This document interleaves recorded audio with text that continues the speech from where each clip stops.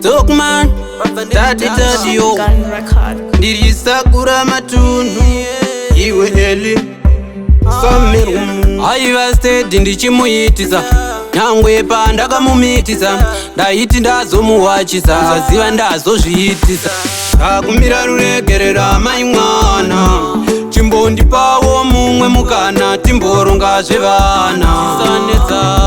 ndakumbira ruregerera mai mwana chimbondipawo mumwe mukana timboronga zvevana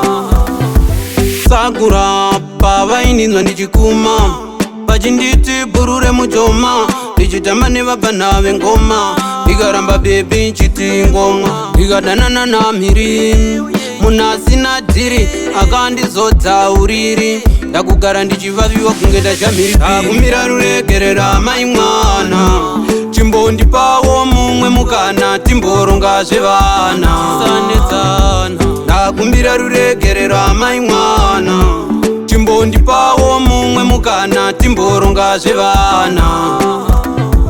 mai mwana ukandiregerera zvakaipe ndiregerere ndikanganwire munhu anotadza mudiwa wangu ndiregerere aiva stedi ndichimuitisa nyangwe pandakamumitisa ndaifunga ndazomuwachisa kusaziva ndazozviitisa ndaiziveira ruregerera mai mwana chimbondipawo mumwe mukana timboronga zvevana ndakumbira ruregerera mai mwana chimbondipawo mumwe mukana timboronga zvevana sakura pavaininzwa ndichikuma vachinditi bhurure mujoma ndichitamba nevabhana vengoma ndikaramba bebi nchiti ngoma ndikadanana namhiri munhu asina dhiri akandizodza uriri ndakugara ndichivaviwa kunge ndachamhiri ndakumira ruregerera mai mwana chimbondipawo mumwe mukana timboronga zvevana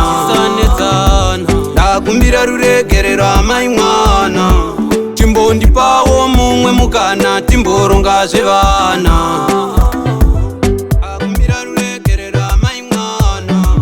chimbondipawo mumwe mukana timboronga zvevana Mission Gun Record. ruregerera mai mwana chimbondipawo mumwe mukana timboronga zvevana